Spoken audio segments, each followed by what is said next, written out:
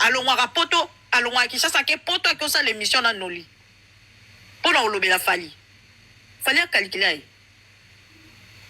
Mais c'est aujourd'hui bolingi azala na place oyo akimeli mbangu te ni pompage atoki te eloko te bazuka affaire batie po Fally avandaki na bandal amitieki bandal abendi mbebo akitisi pantalon na sa makolo abaye bapumbusi mbamo Fally yaka mbala moko.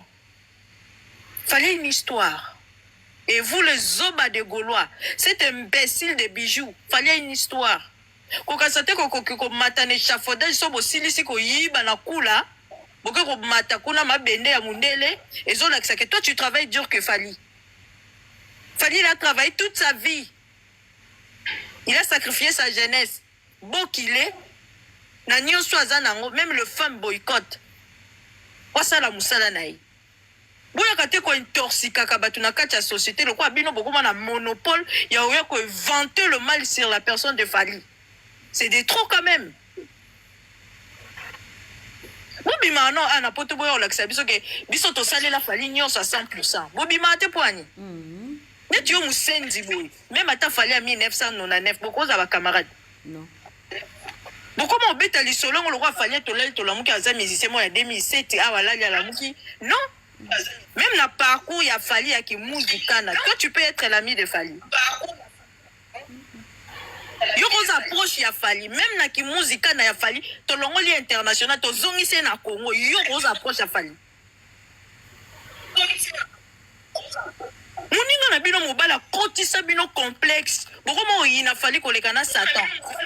Même vos sorciers de famille, vos tika banwa à côté, c'est Fally votre cible. Ça c'est quoi ça?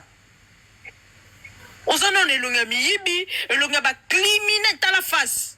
Oh lobi na papa ma face ma belle au quoi porte à boloko. Toi tu peux détester Fally. Hein?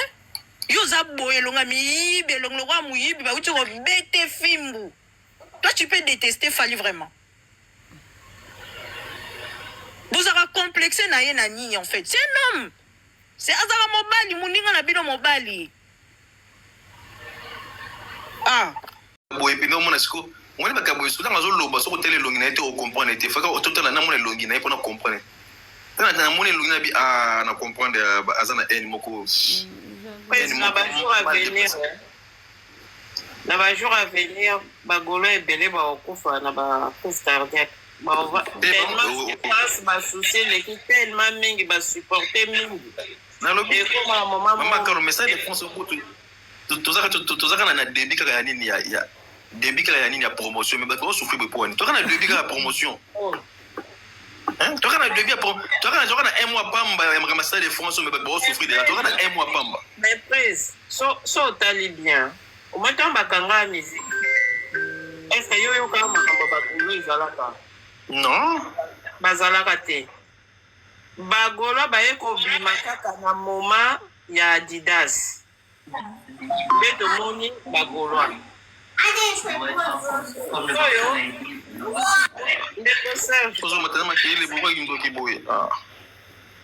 Siko lokwa bango bakome bachaki mwa date na bango wana bamimoni neti ke bakomi. Data babetaki concert na bango ya Stade des Martyrs. Siko bazo espérer bazo kanisa ke bakomi bakotia pe badate ebele bazwa pe esengo ba plaisir biso tozwaka. Siko baomona kaka ya bango ezaka na mikakatano. Bazomata kaka na escalier biso toujours la vitesse ka ya fusée donc